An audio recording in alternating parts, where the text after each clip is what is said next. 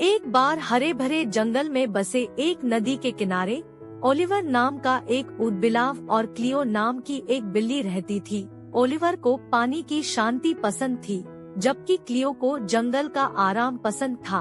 अपने मतभेदों के बावजूद वे सबसे अच्छे दोस्त थे, रोमांच साझा करते थे और एक दूसरे की कंपनी का आनंद लेते थे।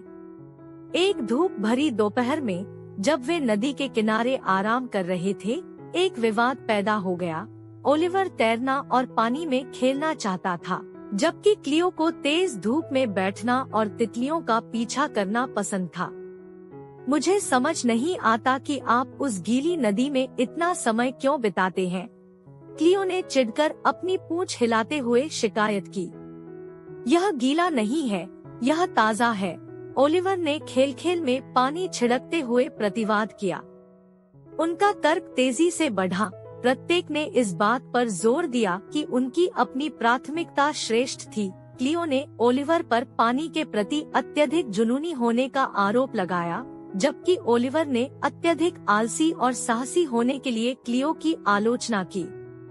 उनकी नोकझोंक ने आसपास के अन्य जानवरों का ध्यान आकर्षित किया, जो ऊदबिलाव और बिल्ली को झगड़ते हुए मजे से देख रहे थे।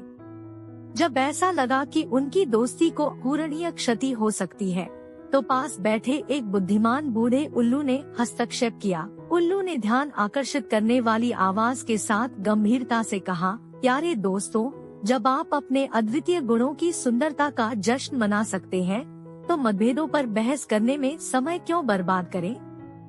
ओलिवर और क्लियो उल्लू के शब्दों पर विचार करते हुए रुके। उन्हें एहसास हुआ कि उनके मतभेद ही उनकी दोस्ती को खास बनाते हैं। एक शर्मीली मुस्कान के साथ क्लियो ने ओलिवर को पानी की ओर धकेला। आगे बढ़े, तैरे। धूप सेंकने के बाद मैं आपके साथ शामिल होऊंगा। और इसलिए ओलिवर चमचमाती नदी में डूब गया, जबकि क्लियो संतुष्ट होकर नदी के किनारे पर फैला हुआ था।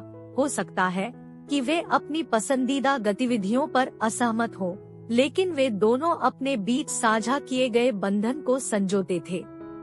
उस दिन से जब भी उन्हें असहमति का सामना करना पड़ा, ओलिवर और क्लियो ने बुद्धिमान उल्लू के शब्दों को याद किया और झगड़ों के बजाय समझ और समझौता को चुना, और उनकी दोस्ती और भी मजबूत हो गई, जो एक दूसरे के मतभेदों को स्वीकार करने और सराहना की नींव पर बनी।